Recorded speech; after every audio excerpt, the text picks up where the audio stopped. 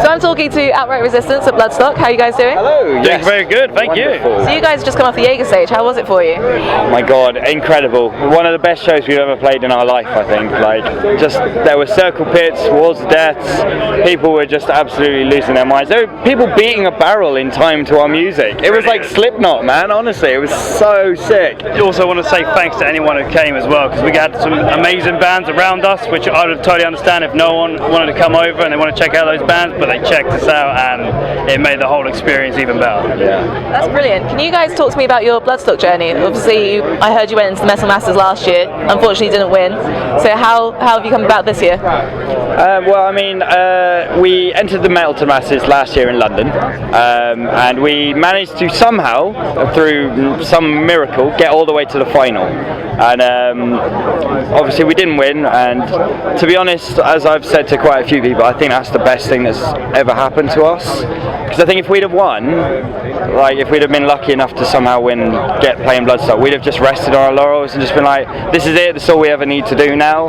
But because we lost, we're like, we really need to pick up our game so much more, and it's just made us such a much better and tighter band as people and musicians in the process. So it made us find the fun as well on stage, because we were put into a position where you're quickly being put into a pressure cannon and you're going like, right, I need to get someone's attention today, not later on down the set, like immediately, because if a judge doesn't like it straight away, first impression, you ain't going through.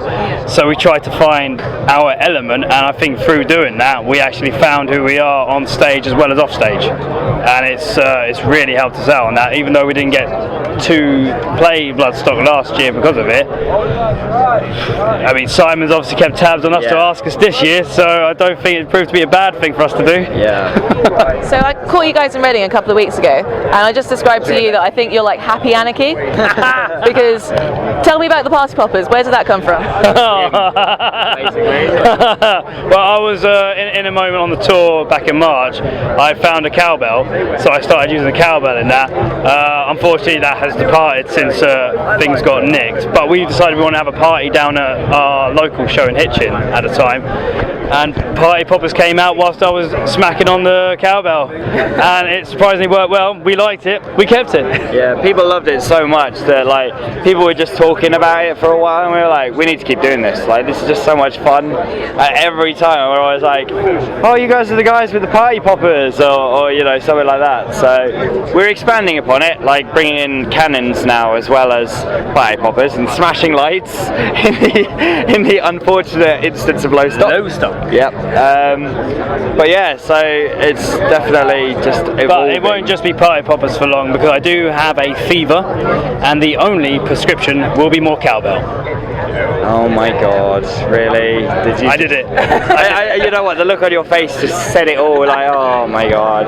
Oh, we got another Christopher Walken like in God damn it. So obviously Bloodstock is a monumental part of the music industry in UK. It does so much for the underground scene, it does so much for the Sophie Lancaster Foundation. What does that mean to you guys? So much. Like, we're very open about our messages in our songs and lyrics. Like, when we play live, I have a couple of speeches that I make before certain songs. One of them being G Dysphoria, which as a trans person is mainly aimed out for LGBT people to not feel like they're the freaks and weirdos that most of society puts on them. Obviously it has a greater meaning as well with the metal community, and we all know what it's like to be treated like crap just for dressing how we like. And we all know the story, the very sad story of Sophie, and the two just merge so well. So Sophie's one of the things that we really want to support so hard, because it means everything to us. So yeah, one of our big things. We get, like, from the message that we have with the bands as well, like with the We Are Here song too, we understand people do have their own isolations, their own issues that they have to battle with inside their own head. We've been there as well. We understand sometimes you just need to have one person listen to you honestly rather than judge you for it, and we are more than happy to try and be that person if someone ever needs it. And it just, for us, everything about Sophie's and our messages just feels like it merges together. We get what the foundation are trying to do, and it's a perfect place.